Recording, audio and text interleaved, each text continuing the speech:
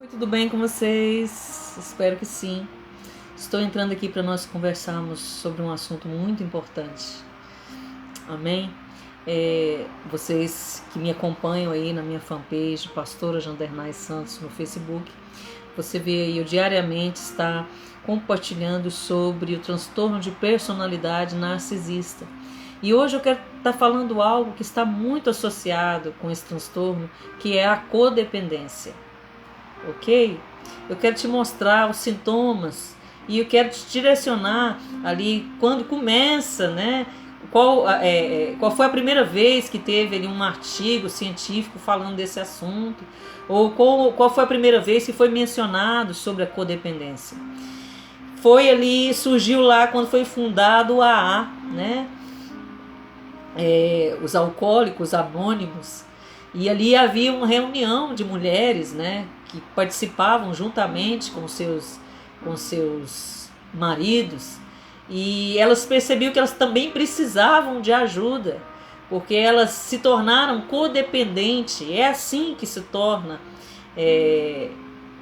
que começa a acontecer essa codependência, né, através da família, quando ela tem ali alguém que está drogadito, quando está alguém que está com problema com alcoolismo, e a família toda adoece. E a gente percebe isso quando as pessoas vão para uma casa de recuperação. Não só quem é um usuário de drogas, só quem tem um problema com alguma dependência química precisa ser ajudado, mas todos que estão ali, toda família precisa ser ajudada, toda família precisa ser curada, toda família precisa ser liberta, porque eles se tornam ali codependentes da situação daquela pessoa. E aí, dentro desse assunto de narcisismo, existe também a codependência da vítima com o narcisista. Existe também a codependência com jogadores compulsivos. Então, tudo que fala a respeito de vício, existe uma codependência. Alguém está ali entregando a sua vida, dando a sua vida para resolver aquela situação que só Deus pode resolver. Ok? De repente você que está me ouvindo aí do outro lado da tela é uma mulher de Deus, né?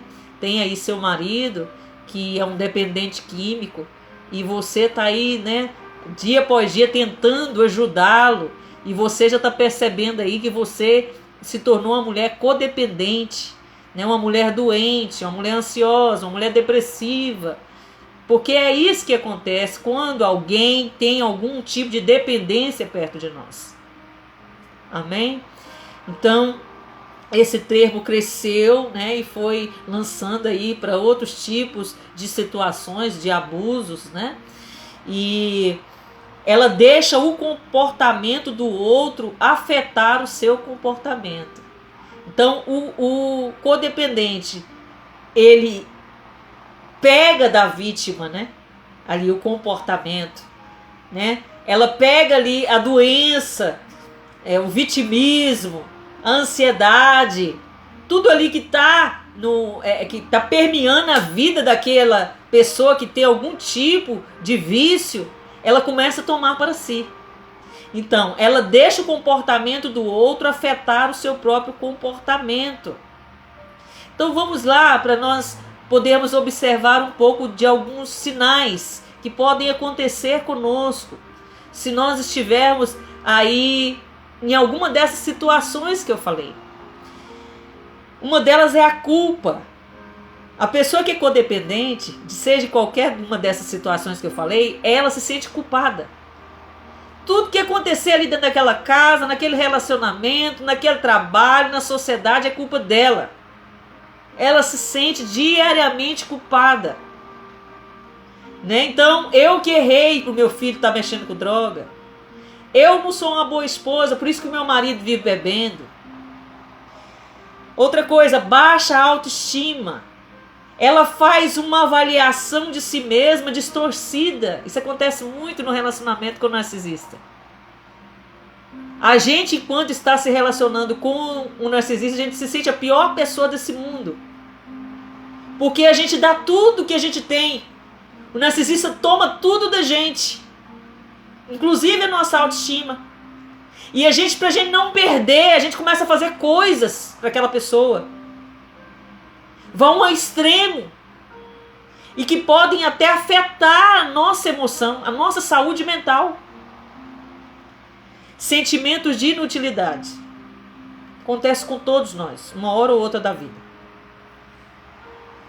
E a gente se sente inútil, né? Quando a gente vê alguém da nossa família ali com vício, com alguma dependência, e que aquela pessoa está ali a ponto de ir à morte por causa da droga, do crack, por causa da cocaína, por causa da bebida lícita e ilícita. Aquela pessoa destrói a família porque ela compulsivamente joga todo o salário, todo mês, né? Já perdeu bens por causa disso. E a gente se sente ali inútil, porque a gente não dá conta de resolver aquela situação. E não damos conta mesmo. Algumas coisas nós damos conta de fazer. Enquanto cristão, orar. Né? Falar, né, para essas pessoas verdadeiramente o que elas precisam de ouvir. A palavra de Deus. Porque ela tem poder para libertar o cativo. Né? A pessoa que está no vício. Então não se coloque no lugar de Deus, minha querida. Meu querido, não se coloque. Deixe o papel de Deus para Deus. Nós não temos poder para construir ou destruir nada. Amém? Deixa Deus trabalhar na vida das pessoas. Deixa Deus curar, deixa Deus fazer. Deus vai usar sim as ferramentas? Vai usar a casa de recuperação. Vai usar o psicólogo, o psiquiatra. Para poder estar falando, para poder estar ensinando, direcionando, fazendo a pessoa olhar para ela mesma. Às vezes vai precisar de remédio para se distanciar ali daquela realidade que ela está vivendo. Outra coisa, outro sintoma, perda de controle. Nós não temos o controle. Enquanto a pessoa que está ao nosso redor tem algum tipo de dependência. Não temos o controle. Não temos o controle de ficar pensando assim, olha, eu vou continuar, eu vou segurar esse casamento com esse narcisista. Você que já ouviu aí várias mensagens falando sobre o narcisismo, o narcisista não tem memória afetiva. Ele não tem sentimento. Ele não tem empatia. Isso é coisa de gente normal. Faz parte da personalidade deles. Não amar. Eles não conseguem. A gente dá o que a gente tem. Então não está no controle seu, mulher, manter esse casamento. Não está no controle seu manter o seu casamento. Está fazendo sua parte. Está orando, está buscando, entregou na mão de Deus. Só Deus para mudar a história do narcisista. Eu creio que Deus tem poder para transformar. Eu creio que vários personagens bíblicos tiveram ali uma pitada ou um tanto de personalidade narcisista intrínseco em si. E Deus transformou, Deus libertou.